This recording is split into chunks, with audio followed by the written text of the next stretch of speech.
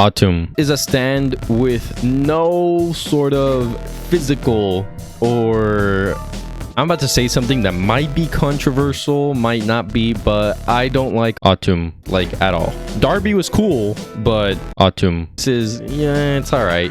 So Atum is a weird type of stand. I don't like it. It takes the appearance of like a large stand with muscular arms marked by lines of a vascular pattern, thick eyebrows, and its fingers are the main thing to capture here. It has sort of like suction type fingers, kind of like an octopus, but on the tip of its fingers. Its namesake is the Egyptian god Atum. It is a close-range psychological artificial type humanoid stand, and its abilities are that of, well, betting. The user is Darby, who loves to play video games. It can be in a game of poker. It can be betting that an animal will eat that piece of meat instead of taking that one. But betting is the real thing here, which means that you could essentially just beat Darby senseless without having to fight him. But if Darby doesn't bet you against something, then, you know, his ability is kind of useless.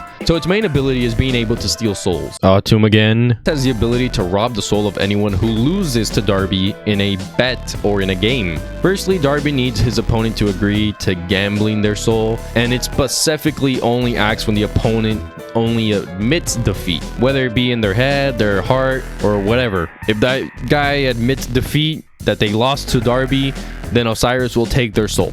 Literally take their soul. Atum can also take the soul of someone who's not present, as we saw that Jotaro bet Kakyoin's soul, who was in the hospital, wasn't with them, but it was in a hospital. And he also bet his mom's soul, who was all the way in Japan. These guys were in Egypt. Cheating is also allowed against Darby, since he seems to claim it as acceptable as long as he doesn't catch you doing it. When souls are stolen from a body, it will no longer have a pulse and falls into a sort of dead-like state unless Darby returns the soul to them. So since Darby likes to bet and stuff like that, he's a man to play video games. He will turn his souls, you know, the souls that he's collected, into plushies. This guy is a weirdo collection, and he has it's a closet of a lot of souls that he's stolen and just turned them into plushies. There is another stand later on which is literally the same thing. It's this stand right here. This is the stand I'm talking about. This stand literally only exists to prolong the story.